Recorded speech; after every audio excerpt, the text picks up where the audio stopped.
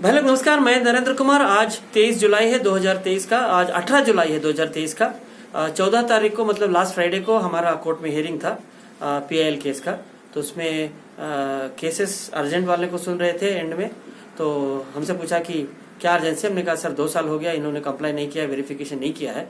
तो जज साहब गवर्नमेंट लॉयर की तरफ देखे तो उन्हें कुछ कहा, तो इन्होंने डेट दिया है 9 अगस्त का।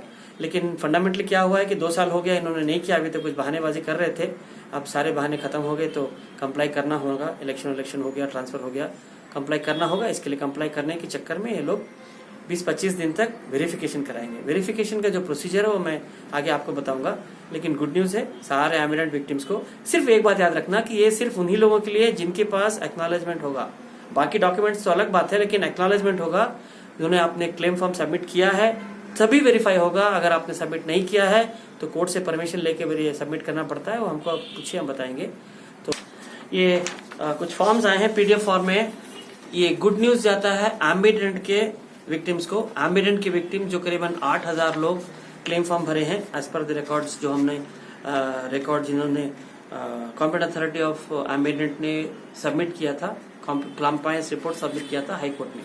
हमारे पीएल में कंप्लायंस रिपोर्ट सबमिट किया था। उसके हिसाब से उन्होंने कहा 3000 का वेरिफिकेशन हो गया है, 5000 का वेरिफिकेशन बाकी है। तो गुड न्यूज है कि आज से वेरिफिकेशन चालू हो गया। आज मतलब 18 जुलाई 2023 से वेरिफिकेशन चालू हो गया है। कुछ कंडीशंस हैं, स्ट्रिंजेंट है, लेकिन पैसा देने के पहले तो सरकार ठोक बजा के देखेगी। तो बाद में अगर किसी का नहीं होगा तो हम वैसे भी लड़ते ही आ रहे हैं, लड़ते ही जाएंगे कोर्ट में इधर उधर। जहां भी चारों पिलर जो थे डेमोक्रेसी के, चारों डेमोक्रेसी के पिलर यूज करेंगे।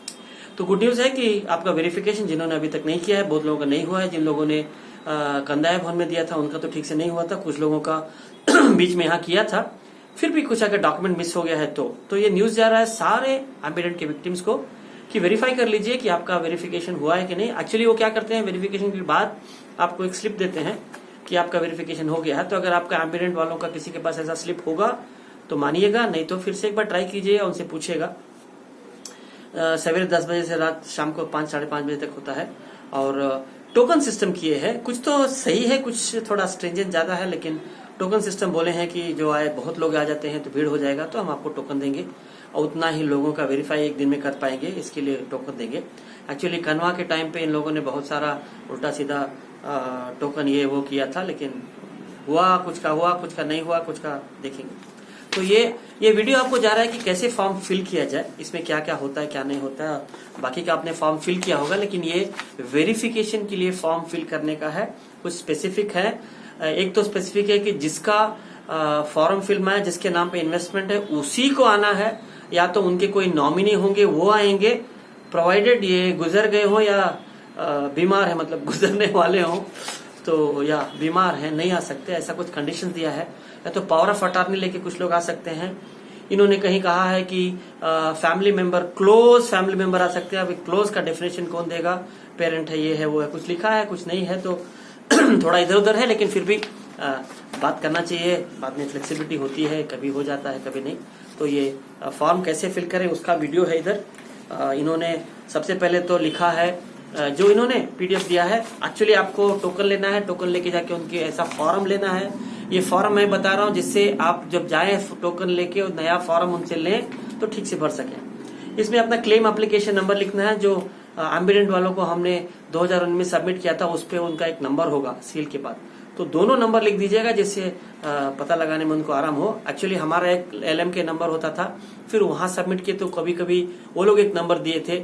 और जो पेटिशनर्स डाले थे बाद में 2021-22 में पेटिशन डाल के सबमिट किए थे, उनके कुछ नंबर्स होंगे, नहीं होंगे तो जो नॉट अवेलेबल है नहीं करके लिख देना। डेट ऑफ क्लेम आप डालेंगे। जो स्वीकृत सील आता है ना, एक सील आता है कि ऐसा स्वीकृत, वो सील का डेट जो है वो डेट डालेंगे आप। अपना नाम लिखेंगे क्लियरली। वो उन्होंने बोला है कि 1 और 2 कैपिटल में लिखना है, मतलब अपना नाम कैपिटल में लिखना है या डिपॉजिटर का नाम जो भी है, और फादर हस्बैंड का नाम कैपिटल में लिखना है। और फोटो आईडी होगा, वो बोलते हैं कि आपका कस्टमर आईडी होगा या क्लाइंट आईडी होगा, आपका एग्रीमेंट होगा, या ऐसे डॉक्यूमेंट्स मांगे हैं। एक तो मैंडेटरी मतलब जरूरत है, एमओयू या इन्वेस्टमेंट अग्रीमेंट आता है, एग्रीमेंट उनका एम्बिडेंट वालों का एग्रीमेंट आता था। और गेजेटेड ऑफिस से अटेस्टेड होना चाहिए या तो ओरिजिनल होना चाहिए। एक्चुअली बहुत सारे लोगों के पास ओरिजिनल नहीं है, ले लिए थे तो ओरिजिनल नहीं है तो गजट कोई भी गजट ऑफिसर बिना ओरिजिनल के देखिए अटेस्ट नहीं करेगा। आपके पास अगर आप नोटरी करा लें, नोटरी करा के ट्राई करें, होगा तो ठीक है, नहीं तो फिर बाद में उसके लिए बात करेंगे उनसे जो भी होगा। आपका एड्रेस चाहिए करस्पॉन्डेंस एड्रेस, लेटेस्ट मतलब आज का एड्रेस चाहिए। जो आपने वो अग्रीमेंट के टाइम पे किया था उससे नहीं चलेगा, वो आपको एक लेटर भेजेंगे कि ऐसा ऐसा हुआ जो भी। तो आपका करंट एड्रेस जो है वो चाहिए, लेटेस्ट एड्रेस। आपका डेट ऑफ बर्थ होगा और एज होगा, डेट ऑफ बर्थ एज दोनों लिखना है। और मोबाइल नंबर ऑल्टरनेट कॉन्टैक्ट दोनों लेटेस्ट है। ये नहीं कि हमारा पहले मोबाइल था जो हमने उसमें लिखा था एग्रीमेंट का, नहीं, आज आपके नाम पे जो मोबाइल है वो 2 मोबाइल होगा तो 2 लिख दीजिए, जिससे कि इसमें नहीं तो उसमें ट्राई करें। कई लोगों के पास व्हाट्सएप नहीं रहता है, जहां तक हो सके व्हाट्सएप का नंबर डालिएगा, या एक व्हाट्सएप एक अपना है और एक दूसरा व्हाट्सएप का अल्टरनेट डाल दीजिएगा। ईमेल एड्रेस होगा तो डाल दीजिए, मांगते हैं लेकिन डाल दीजिए अगर होगा तो, या किसी का एक डाल दीजिए जिससे आपको मेल भेजे तो आपको मिले। आधार, पासपोर्ट, ड्राइविंग लाइसेंस ये सब चाहिए। एक्चुअली गवर्नमेंट के बहुत सारे डॉक्यूमेंट्स आते हैं, किसी भी डॉक्यूमेंट्स में हो जाना चाहिए, लेकिन उन्होंने आधार, पासपोर्ट या ड्राइविंग डीएल मांगा है। और उसका जेरोक्स कॉपी है तो गजेटेड ऑफिसर से सिग्नेचर चाहिए, मतलब नोटरी जैसा, या तो ओरिजिनल दिखाना पड़ेगा। एक्चुअली उनको दिखाना चाहिए सभी। पैन वो भी जेरोक्स चाहिए, आई मीन जेरोक्स है तो ये ओरिजिनल दिखाना पड़ता है। पैन वन तो नहीं दिखाएंगे तो नहीं चलेगा। अगर आपके पास पैन नहीं है तो देखिए क्या आप करते हैं। ये सब आप ही हैं फलाने जिनके नाम पे डिपॉजिट है और पता लगा रहे हैं, उसके ऊपर है। बाद में नॉमिनी डिटेल्स है, नॉमिनी के बारे में बाद में बात करेंगे, क्योंकि बहुत लोगों के पास नॉमिनी नहीं होगा, खुद आएंगे तो अभी वो एंड में, इस वीडियो के एंड में बताएंगे। और बैंक डिटेल्स चाहिए। जो बैंक डिटेल्स का फॉर्मेट एक पेज में दिया है, दूसरे पेज में वो हम डालेंगे, आपका देख लीजिएगा। उसमें 2 चीज मांग रहे हैं। एक तो जिस बैंक से आपने पैसा डाला था, एम्बेडेंट में पैसा डाला था, 1-2 इन्वेस्टमेंट जितना था जो भी। एक्चुअली ये बोल रहे हैं कि हर इन्वेस्टमेंट के लिए ऐसा एक फॉर्म भरना पड़ेगा। तो अगर आपका 2 इन्वेस्टमेंट है, 3 इन्वेस्टमेंट है, तो आपको 3 फॉर्म लेना पड़ेगा और तीनों का बैंक स्टेटमेंट डालना पड़ेगा। जो आपने दिखाया है कि हमने चोर को पैसा दिया, फरीद को जो पैसा दिया, एम्बेडेंट में पैसा डाला, उसका स्टेटमेंट आएगा। साथ में अगर आपको पैसा आया होगा उसका भी स्टेटमेंट। एक्चुअली ये लोग कनवा या बाकी लोगों में बोल रहे हैं इंजाज के टाइम पे भी कि ओरिजिनल चाहिए, मतलब आपको बैंक जाकर के बैंक स्टेटमेंट लेकर के ओरिजिनल उसका सील और सिग्नेचर रहता है वही देना पड़ेगा। जेरोक्स देंगे तो नहीं चलेगा। और किस टाइप का शीम था, उसका नाम क्या था, एम्बेडेंट में जो भी टाइप का था वो लिख लेगा। और उसके बाद आपको नंबर 13वां है कि आपको किस बैंक में पैसा वापस चाहिए। तो कोई जरूरी नहीं है कि जिस बैंक से आपने उनको पैसा दिया था उसी बैंक में आपको रिफंड आएगा। आप बता सकते हैं कि आपने एक्चुअली इसमें भी क्लेम में भरा होगा, लेकिन जो 19-20 में क्लेम भरे थे, 21 में, उनमें ये सब नहीं था। तो अभी आपसे मांग रहे हैं कि आपको अगर हम पैसा दें तो कौन से अकाउंट में नंबर, उसका अकाउंट नंबर चाहिए, बैंक का नाम है, अकाउंट नंबर, IFSC कोड होता है और ब्रांच का नाम है, वो सब देना पड़ेगा। नाम तो आप ही का होगा, याद रखना कि आप ही के नाम पे बैंक अकाउंट होना चाहिए, मतलब डिपॉजिटर के नाम पे होना चाहिए। दूसरे के नाम का बैंक अकाउंट वो यहाँ नाम ही नहीं लिखे, मतलब हो ही नहीं सकता है। नाम जो ऊपर है उसी के नाम का बैंक अकाउंट नंबर होना चाहिए, IFSC कोड हो, बैंक नेम है, ब्रांच नेम है, ये सब होगा। और ये सारे इन्फॉर्मेशन अगर ठीक से नहीं रहे तो रिजेक्ट हो सकता है। तो भाई वो नहीं मेरे पास टाइम नहीं है, मैं ये दे दिया, वो दे दिया, तभी दे दिया, इसको दे दिया, वो सब नहीं करना। ये फॉर्म के साथ में वो सारा बैंक का ओरिजिनल स्टेटमेंट, सील और सिग्नेचर के साथ में उनको चाहिए। आप बैंक जा सकते हैं, 20-25 दिन का टाइम दिया है, आज से शुरू करेंगे, 25-30 दिन का जो भी 16 तारीख तक का शायद टाइम दिया है, या 14 तारीख तक का जो भी, तो उसके अंदर कराना है। तो बैंक जाकर के उस दिन का, जिस दिन आपके पास जेरोक्स होगा कि हमने इस दिन दिया था, उस दिन का स्टेटमेंट निकाल लेना, उस हफ्ते का स्टेटमेंट निकाल लेना। बैंक से seal, signature original, blue colour का साइन चाहिए और सील नॉर्मली बैगनी कलर का सील आता है, वो ये लोग बहाने बनाएंगे किसी भी तरह से काटने का। सबसे ऊपर आपका फोटो आएगा, पासपोर्ट साइज का फोटो डालना पड़ रहा है, लेटेस्ट फोटो, कलर चाहिए, पासपोर्ट साइज चाहिए।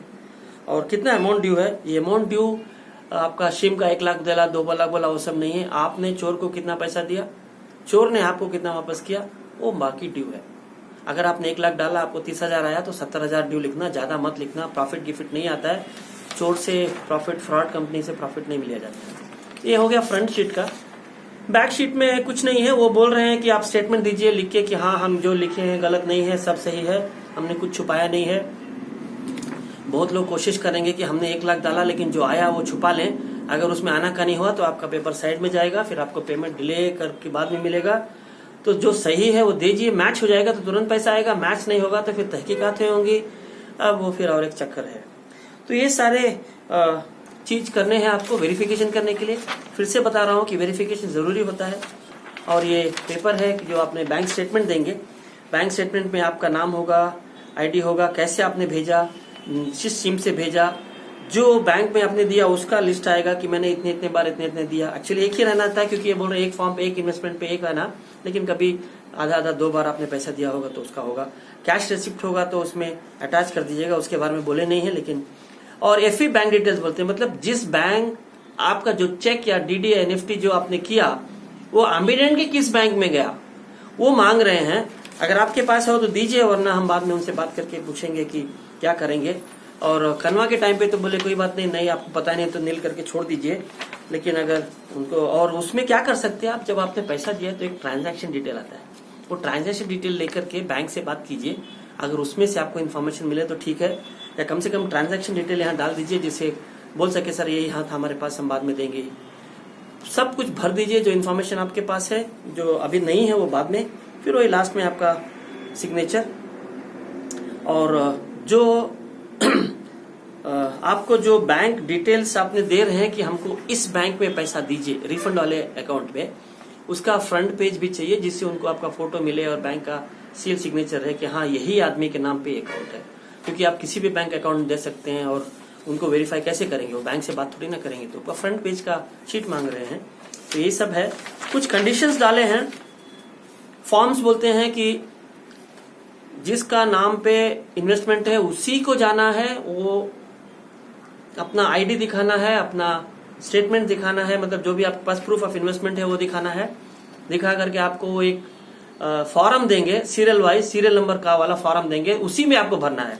तो ये जो फॉर्म में हम लोग डालेंगे अभी या पीडीएफ डालेंगे, वो आपके जानकारी के लिए है कि ऐसे ऐसे भरना पड़ेगा। तो एक भर के लेके जाना, वहां जाके उसको कॉपी कर लेना, इसके लिए अभी ये होगा। वरना वो सीरियल, उनका हर फॉर्म पे अलग अलग सीरियल आएगा, मतलब आपका हर इन्वेस्टमेंट पे एक एक सीरियल आएगा, जो अपने लिए है। भाई रेवेन्यू डिपार्टमेंट है, देखिए क्या करते हैं। और बोलते ज्यादा लोग होंगे तो हम टोकन देंगे। आज हमारे लोग गए थे, ज्यादा लोग नहीं थे, ज्यादा लोगों को पता नहीं था, पहला दूसरा दिन था, तो अभी कुछ लोग अपना पेपर रेडी कर रहे होंगे, तो ज्यादा लोग नहीं थे तो टोकन नहीं था, लेकिन ज्यादा होंगे तो टोकन देना पड़ेगा, नहीं तो आप किसी किसी सबका चेक कैसे करेंगे, इन्फॉर्म कैसे करेंगे। और सबमिशन के टाइम पे खुद आना पड़ेगा, आप सब इन्फॉर्मेशन लेके आना पड़ेगा, बहुत सारा है, मैं आपको कॉपी भेज दूंगा, उसमें पढ़ लीजिएगा। और अगर आपके पास रिसिप्ट नहीं होगा तो नहीं चलेगा, हम रिजेक्ट कर सकते हैं फलाना धमाका। और आपको सिग्नेचर करना पड़ेगा हर डॉक्यूमेंट पे खुद, जिसका आपको मतलब डिपॉजिटर को सिग्नेचर करना पड़ेगा। तो अगर नॉमिनी जाएगा या फैमिली कोई जा रहा है, अगर कहीं ऑप्शन है उसमें एक दो हैं, या उनकी एज खराब है, मतलब तबीयत खराब है, एज ज्यादा है, नहीं जा सकते, बेड रिडन है, तो उनके फैमिली वाले जाके पावर फटाने, या वैसे हेयर है मतलब अब हम बेटा हूँ ऐसे जा सकते हैं। लेकिन अगर आपके 3 बेटे हैं तो एक बेटा जाएगा तो बाकी 2 लोग सिग्नेचर करेंगे, हाँ कोई बात नहीं, ये जा सकता है हमारे बदले में। वो सारे पेपर वर्क है, गवर्नमेंट का काम है, पेपर वर्क रहता है, और सेफ्टी के लिए है, आपकी सेफ्टी के लिए भी है, लेकिन थोड़ा ज्यादा कर देते हैं हमको लगता है। फिर भी हम हाई कोर्ट को बोले थे पिछले सुनवाई में, तो उन्होंने कहा था कि ठीक है, तो इन्होंने कहा नहीं हम करेंगे। हमने कहा सर 2 साल हो गया, तो हाई कोर्ट पे भी हमने कनवा वाले के टाइम पे भी कहा था, लेकिन अभी ये लोग फिर से वही कर रहे हैं, देखो क्या होता है। और एक आदमी एक ही क्लेम, मतलब एक बार में एक क्लेम दे सकता है। मतलब अगर टोकन लेना, आपके पास 3 डिपॉजिट्स हैं तो आपको 3 टोकन लेना पड़ेगा, 3 अलग अलग टोकन लेना पड़ेगा। मल्टीपल एक ही टोकन पे 3 फॉर्म नहीं लेंगे वो लोग, कन्वा वाले को भी बहुत सताए थे लोग, एक ही टोकन पे 3 फॉर्म नहीं लेंगे, मल्टीपल टोकन के लिए मल्टीपल फॉर्म लो, और मल्टीपल फॉर्म के लिए मल्टीपल बैंक स्टेटमेंट्स दो। समझ लो आपने एक हफ्ते के अंदर 2 बार इन्वेस्ट किया है, तो एक ही पेज का नहीं चलेगा, 2 कॉपी उसी का बैंक स्टेटमेंट लेना पड़ेगा। तो हर क्लेम इंडिपेंडेंट क्लेम होगा, अलग अलग ज्वाइन नहीं होगा, ऐसा वो लोग बोलते हैं। लेकिन जब आपको पैसा आया तो कैसे वो लोग सेग्रीगेट करेंगे हमको पता नहीं, वो करेंगे तो करेंगे। और पावर ऑफ अटॉर्नी के लिए भी उन्होंने कहा है, ये चाहिए वो चाहिए, दे सकते हैं, आ सकते हैं, लीगल हेयर है। पावर ऑफ अटॉर्नी इजी होता है एक्चुअली। पावर ऑफ अटॉर्नी वो लोग यूज करेंगे जो आउट ऑफ स्टेट है या आउट ऑफ स्टेट गए हैं। समझ लो आप गुलबर्ग में रहते हैं लेकिन महाराष्ट्र में है अभी, या तमिलनाडु चले गए हैं, तो आप अपने किसी को पावर ऑफ अटॉर्नी दे सकते हैं, भाई को, बहन को, या पापा को, या किसी को भी दे सकते हैं, या किसी भी पड़ोसी को भी दे सकते हैं, दोस्त को भी दे सकते हैं। और बोल सकते हैं कि मेरा डॉक्यूमेंट लेके जाके आप सबमिट करो। पावर ऑफ अटॉर्नी होगा, उसका कोई स्टाम्प पेपर होगा 10-20 रुपए का, मैं बाद में बताऊंगा। पावर ऑफ अटॉर्नी वाले ग्रुप में मैसेज डालिए, मैं लॉयर से एग्जैक्टली पूछ किया, उनसे भी पूछ करके बताऊंगा। तो ये है सबका फॉर्म भरने का वेरिफिकेशन। तो कुछ न्यूज़ है सारे एम्बिडेंट के डिपॉजिटर्स को कि हमारा जो फ्राइडे को केस था उसमें हमने अर्जेंट कहा था सर से, जज साहब से कि सर 2 साल हो गया, जुलाई में हुआ था, अभी 2 साल हो गया है। तो इन लोगों ने कहा सर वी विल कंप्लाई करके बोले थे, मतलब अनऑफिशियली था ये बातचीत, वर्बल था। तो उसी कंप्लायंस में ये आपको वेरिफिकेशन हो रहा है। अच्छी बात है, किसी भी तरह से हो रहा है, वरना 15-20 साल लग जाते हैं। तो बधाई हो सब लोगों को, खुशखबरी है सब लोगों के लिए, एम्बिडेंट के लिए। एम्बिडेंट से शुरू करते हैं, बाकी लोगों को भी होगा। एम्बिडेंट वाले ज्यादा है, वो हो जाए तो फिर बाकी लोगों का भी करें। तो मिस मत कीजिएगा, वेरिफिकेशन जरूर करवा लीजिएगा। अगर आपने ठीक से पिछली बार वेरिफिकेशन नहीं कराया, आपके पास एक्नॉलेजमेंट नहीं है, और जो भी डॉक्यूमेंट लेके जाइएगा, एक ओरिजिनल लेके जाइएगा, एक जेरोक्स लेके जाइएगा, जेरोक्स को नोटरी कराइएगा, नोटरी करा के लेके जाइएगा, तो आप वो नोटरी पे शायद लिख के देंगे कि नहीं ओरिजिनल हमारे पास है, या नोटरी लेकर के हमने ओरिजिनल देखा है, ऐसा कुछ करेंगे। तो जो भी ओरिजिनल लेके जाना, उसका एक जेरोक्स नोटरी करा के लेके जाना, जिससे एक्सचेंज हो सके। और कुछ नहीं, बाकी का वीकली जैसे भी होगा हम आपको बताते रहेंगे। शुक्रिया भाई लोग, हैप्पी न्यू ईयर।